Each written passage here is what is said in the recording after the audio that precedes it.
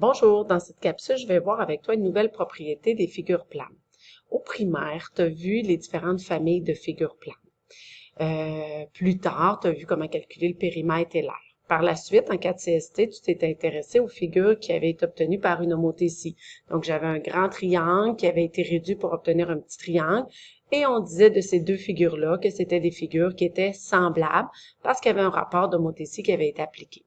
Tu as aussi vu les figures qui avaient été obtenues par translation. Donc, je partais, par exemple, d'un carré, je lui faisais subir une translation, j'obtenais un carré qui lui était identique. Donc, on nommait ces deux figures-là des figures qui étaient isométriques.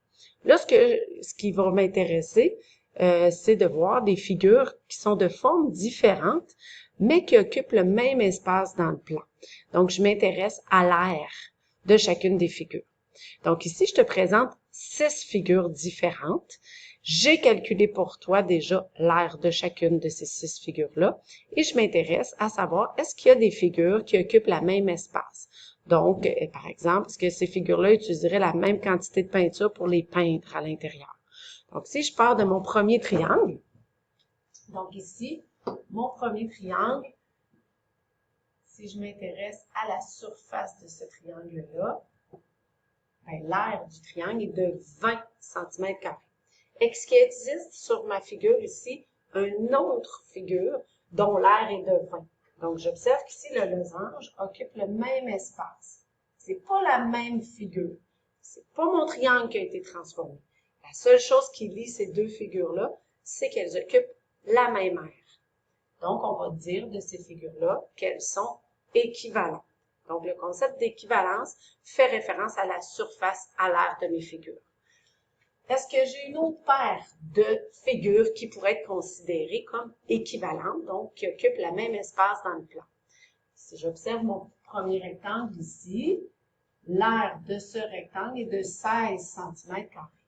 Est-ce que j'ai une autre figure parmi les 6 figures qui a une aire de 16 cm²? J'ai le parallélogramme. Donc, un rectangle, c'est pas un parallélogramme, mais c'est pas la même figure, ils sont pas identiques. Je n'ai pas transformé mon rectangle.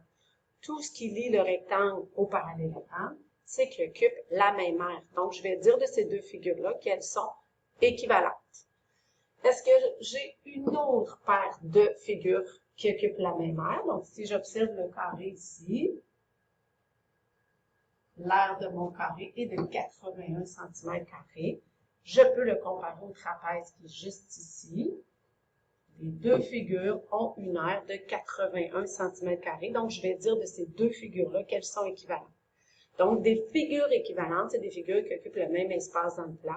Donc, en d'autres termes, c'est qu'elles ont la même aire. Ce n'est pas la même figure. Ça pourrait être la même figure. Mais lorsque je vais dire que des figures sont équivalentes, c'est qu'elles occupent la même aire. C'est ce que j'ai noté plus haut. Donc ici, par définition, on dit de deux figures planes qu'elles sont équivalentes lorsqu'elles ont la même aire. Et ce, peu importe la forme. Moi, ce qui va m'intéresser, c'est de travailler avec les propriétés des figures qui sont équivalentes.